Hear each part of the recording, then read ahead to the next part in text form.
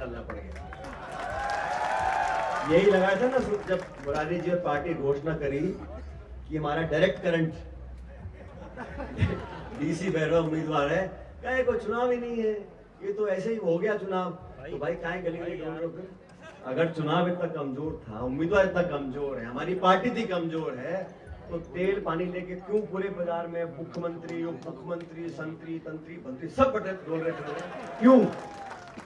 उनको पता है कि 11 महीने में जो वादे करके हम सरकार बनाए थे, उनमें से कौन सा वादा पूरा किया? यहाँ बहुत से मेरे नौजवान साथी खड़े, घोषणा हुई बजट की और फलाना भाषण, आप में से किसी एक व्यक्ति को नौकरी मिली है पिछले 11 महीने में? एक को भी, एक बच्चा खड़ा है बता देना। और मैंने पहले भी कहा था, खाद के डीएपी की क्या हाल है? अब किसान फसल में काम करना चाह रहा है, पुलिस के पहरे में तो यहाँ खाद डीएपी बढ़ रहा है, कालाबाजारी हो रही है, किसान परेशान हो रहा है। आपने वादे किए थे, ठीक है हार जीत होती रहती है, सरकार जब भाजपा की बन गई, ऐसा आपने 11 महीने में क्या किया है जिसके दम पे आप वोट मांग रहे हो अपने पक्ष में? और आपने अगर इतना अच्छा काम किया था, आपने साल भर में जनता का मन जीत लिया था, तो फिर झोली फैलाए क्यों भटकते फिर रहे पूरे प्रदेश के अंदर, पूरे जिले के अंदर? अगर इतना बढ़िया काम किया था तो जनता अपने आप वोट डालेगी आपको। काम तो बोलता है ना। ये मनोहरपुर से दौसा की जो हाईवे है, ये अपने आप बनी है क्या? ये 60 किलोमीटर की स्वर्गीय पार्टी साहब ने बनाई थी रोड, आज जुड़ गया हमारा जयपुर से, मोरे नदी पुलिया बनी है। जो काम है अपने आप बोलते हैं। अब घोषणा करते रहो ईआरसीपी करवाएंगे कराएंगे, अरे भाई आप सरकार में रह लिए, 11 महीने आपको हो गए, वो एमओयू दिखा दो मेरे को जो आपने बनाया है मध्य प्रदेश की सरकार के साथ। किसी को नहीं पता साथियों, वो एमओयू में लिखा क्या है। जब समझौते की कॉपी किसी के पास नहीं है, आप ताली बटवाते फिर रहे हो, हमारा हक आप मध्य प्रदेश को देके आ गए हो और यहाँ के वोट मांग रहे हो।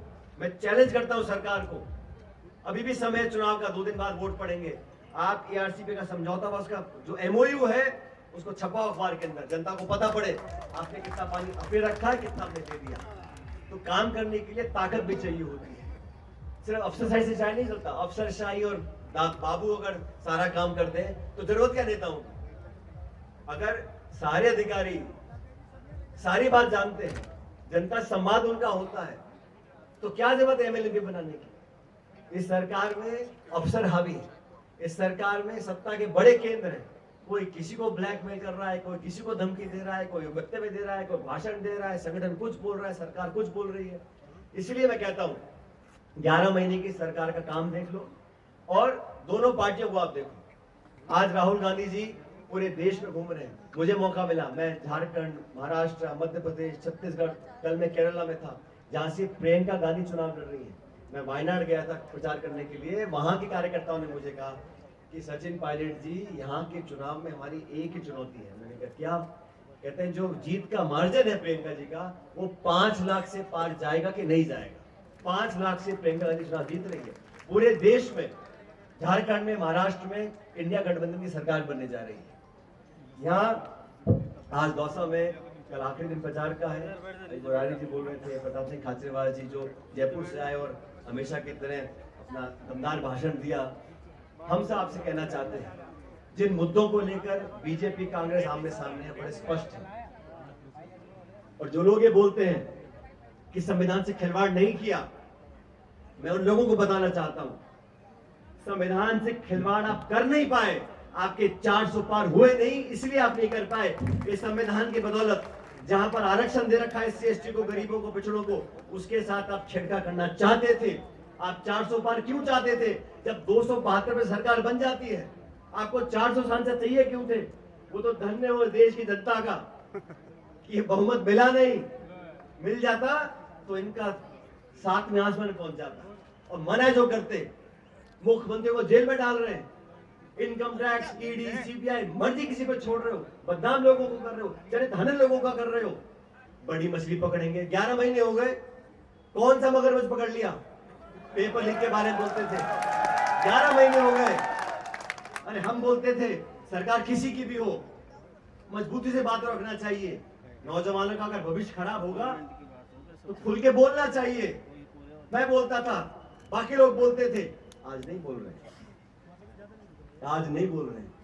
अब तो सत्ता का समर्थन चाहिए, ट्रांसफर पोस्टिंग चाहिए, पुलिस प्रशासन चाहिए, सरकार का दबाव चाहिए चुनाव जीतने के लिए, लेकिन ये चुनाव निष्पक्ष होना चाहिए। आप मन से सोच के देखो कौन से दल, कौन से लोग, कौन से नेता, कौन सी पार्टी, कौन सा विचारधारा हमारे भविष्य से बनी हुई है। सभी को साथ लेकर चलना पड़ेगा।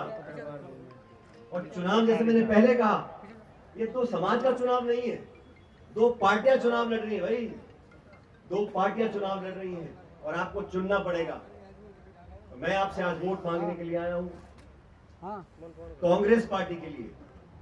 जहां जहां हम जाते हैं, मैं दिल्ली नियारा में गया, वहां हमारे कांग्रेस कैंडिडेट केसी मीणा जी,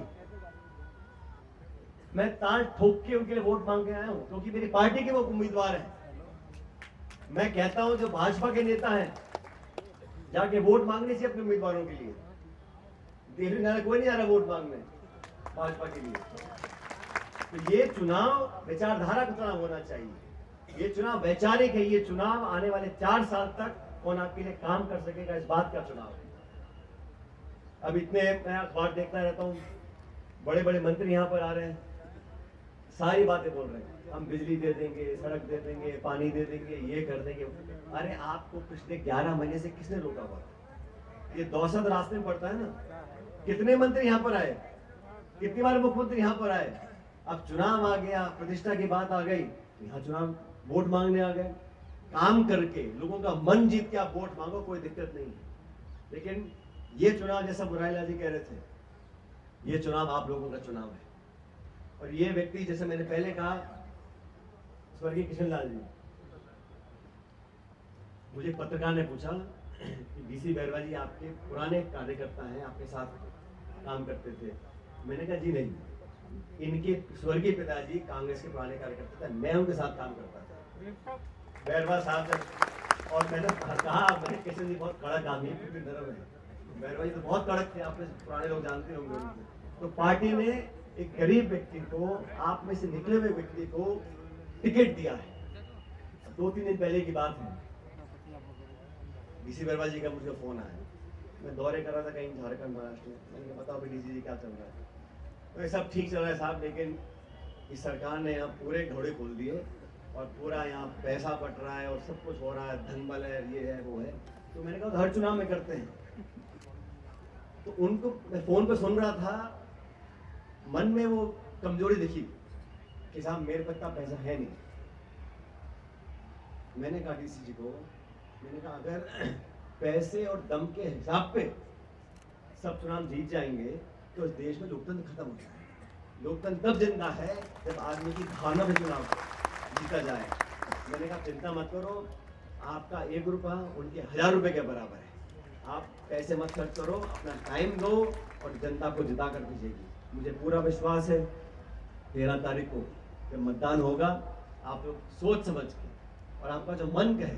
और देखो, मैं तो हमेशा राजनीति में कड़वी बात बोलता नहीं, मैं सबका मान सम्मान करता हूँ, लेकिन चुनाव चुनाव है, हमें अपनी पार्टी को जिताना है। और मैं बार बार कह रहा हूँ, 4 साल बाद तो राज कांग्रेस पार्टी का बनना तय है, तो रोक नहीं सकता। और 4 साल के बाद का राज लाना है तो एडवांस बुकिंग 13 तारीख को करा लीजिए। और हो सकता है 2026 में चर्चा लोग करते हैं कि परिसीमन होगा, कौन सी सीट कहाँ जाएगी, क्या होगा, भगवान मालिक है, पता नहीं क्या होगा, कौन सी आरक्षित होगी, कौन सी नहीं होगी, कौन कहाँ से लड़ेगा, बात की बात है।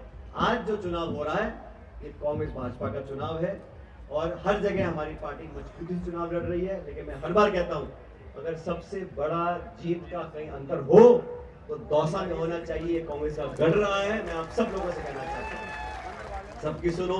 बड़े बड़े मंत्री भी यहाँ पर आए होंगे प्रचार करने के लिए, किसी को छोटा मोटा काम पड़ता होगा ट्रांसफर पोस्टिंग का, वो भी करा लेना। लेकिन जो वोट है वो वोट हाथ पे डलनी है 13 तारीख को, 1 दिन का समय बचा है। और जैसा सांसद महोदय बोल रहे थे, अपने अपने बूथ को हम लोग संभाल लें और सरकार के दबाव को भी झेलना है, प्रशासन भी है, पुलिस भी है, सब तरह का। और मैंने बहुत चुनाव देखे, इसलिए आप लोगों को सतर्क रहते हुए जज्बात में बहना नहीं, बहकना नहीं, डरना नहीं, जो मन कहे उस बात को करना है। 13 तारीख को ये अंतिम मीटिंग हम कर रहे हैं, कल को सब तैयारी करेंगे, 13 को वोट पड़ेंगे। मुझे बहुत जगह मैं गया हूँ प्रचार करने के लिए, लेकिन आपके बीच में आकर हमेशा मुझे विश्वास होता है कि पिछली बार मीटिंग करी थी बुराना जी यहाँ पर, आपका बेड़ा लंबा पार हो गया था उस टाइम। अब आपने मन से बोलकर मैं और मुरारी जी, ममता जी, हम सब चाहते हैं डीसी बैरवा जी यहाँ से विधायक बनकर जाएं, क्योंकि जो सीट खाली कर रही है मुरारी मीणा जी ने, वो 7 मीणा जी की जगह बैरवा जी बैठे और मेयर डीसी बैरवा दोनों जाकर आपकी वकालत करेंगे जयपुर में, आपको विश्वास दिलाता हूँ। मेरा मैं बहुत चर्चा सुनता रहता हूँ अखबार में, टीवी में, ये समाज उसके खिलाफ, ये समाज उसके पक्ष में। ये जो घटा जोड़ करते हैं पत्रकार बैठ के जयपुर से बैठे बैठे व्हाट्सएप पढ़ते रहते हैं और जो चला दे वो चला देते हैं। हकीकत ये है कि यहाँ के लोग उस व्यक्ति को वोट डालेंगे जिस पार्टी ने दौसा को पहचान दी है, जिस पार्टी ने, जहाँ के नेताओं ने दौसा को मान सम्मान दिया है, आपका नाक कभी झुकने नहीं दी। और सन 84 से लेकर आज तक देश और दुनिया में कहीं भी हमारे लोग जाते हैं तो दौसा की पहचान जिन लोगों ने दी है उनका मान सम्मान आपको रखना है। इसलिए आपके बीच में आया था मैं, आपसे फिर निवेदन करके जा रहा हूँ 13 तारीख को एक वोट कांग्रेस पार्टी को डालें। ये वोट डीसी बैरवा जी को विधायक बनाने के साथ साथ कांग्रेस पार्टी को मजबूत करेंगे, राहुल गांधी को मजबूत करेंगे, खड़गे जी को मजबूत करेंगे और मेरे हाथों को मजबूत करेंगे। इसलिए आपसे निवेदन, सब लोग, आपकी आज जो संख्या बल मैं देख रहा हूँ, चेहरों पर जो देख रहा हूँ, मुझे पूरा विश्वास है। और ये फोन पे डीसी बैरवा जी थोड़ा घबरा रहे थे 3 दिन पहले, अब संसाधन कहाँ से लाऊं, गाड़ी कैसे करें, मैंने सब हो जाएगा। मैंने जनता है, जब आनी निकलती है तो जितनी तुम कल्पना करते हो उससे ज्यादा बहुमत से जीत के जाओगे, मैं ऐसा कहता हूँ। और मैंने कहा इनको, चिंता की कोई बात नहीं, जनता तुम्हारे साथ है। साथ हो गए नहीं हो इसके डीसी बैरवा जी, दोनों हाथ खड़े करो, सबके सब, पीछे वाले भी जोरदार। मेरा गला खराब भी नारा दूंगा मैं, ठीक है, जोर से देना। अभी मुख्यमंत्री उतर गए होंगे जयपुर, वहां तक आवाज पहुंचनी चाहिए। कांग्रेस पार्टी जिंदाबाद। ये तो यहाँ तक, बस्ती तक नहीं पहुंचा, जयपुर तक। कांग्रेस पार्टी जिंदाबाद। ये नारा है जीत का जयकारा, इसको मन से बोलना और आसमान भेदती हुआ निकलनी चाहिए, ठीक है। कांग्रेस पार्टी जिंदाबाद। बहुत बहुत धन्यवाद। राम राम साहब।